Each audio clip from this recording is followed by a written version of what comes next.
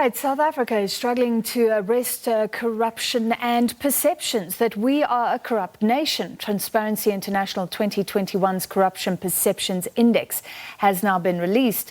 South Africa ranks 70 out of 180 countries, so we're deep in the bottom half of the rankings.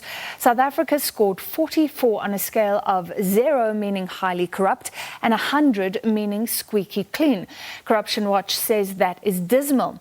It's the same as last year, and South Africa has hovered around these levels for years. To discuss, we're joined by the Executive Director of Legal Investigations at Corruption Watch, Karam Singh. Mr. Singh, thank you for being with us. So, this is related to last year when we had the Zondo Commission underway, claims of renewal, cleanups and hopes. Is this very disappointing?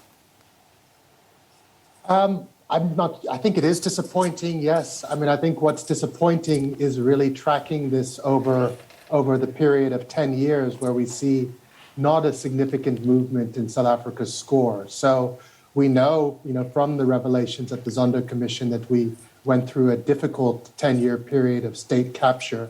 But I think in the last 3 or 4 years since the new administration had come in under a banner of New Dawn, that we would have expected to see greater progress, greater traction in anti-corruption policies, in the strengthening of institutions to execute their mandate, in greater prosecutions, in greater consequence management.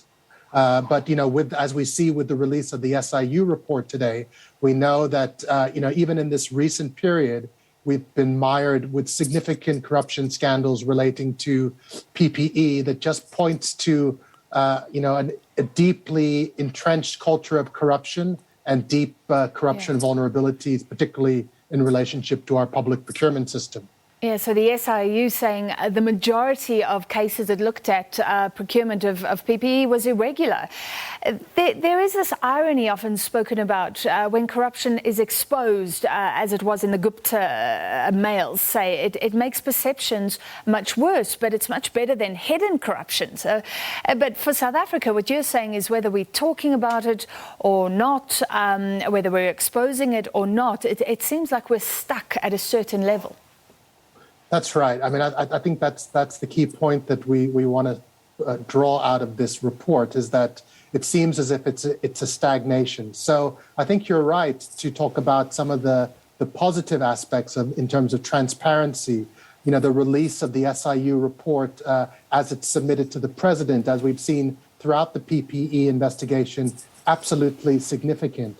The hearings of the Zondo Commission, the release of the report of the Zondo Commission, the coherent findings and recommendations that come out of that are all positive, and it speaks to the state of our democracy, that we do have something to cheer about when it comes to some of the gains in transparency, but we don't see those commensurate gains when it comes to accountability and consequence management. So we see very little in terms of recovery of stolen assets, very, very few prosecutions, and very little consequence management a question about what is the state of our political culture, how deep is corruption. It doesn't seem as if we're moving the needle significantly to say that we on a good wicket, or that we beginning to win that fight.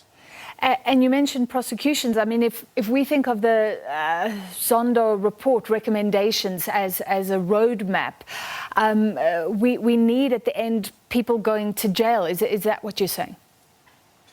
We need to see that the NPA is capacitated to be able to execute its mandate.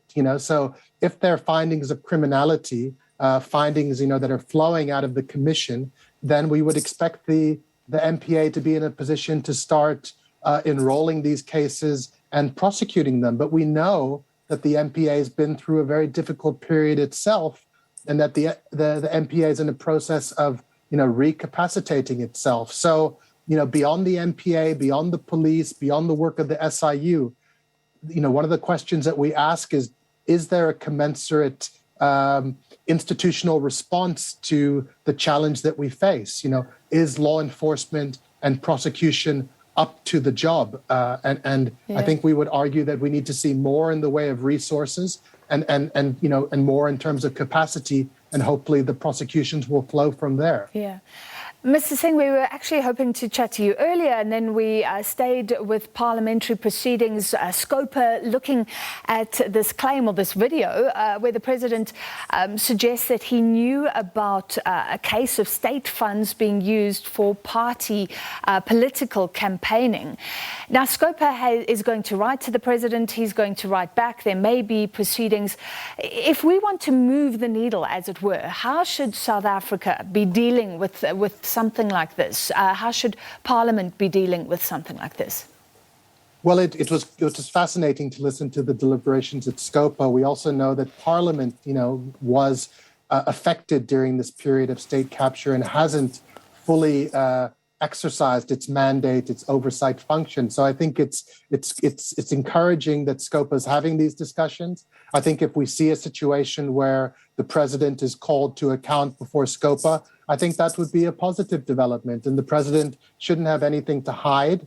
I was encouraged by that debate. I think we'll watch the exchange of correspondence very closely, but I think that could speak positively to the functioning of our democracy, to the way the separation of powers is meant to function, if the president is called to account before Scopa on these matters of party political funding. So I think it's potentially an encouraging development.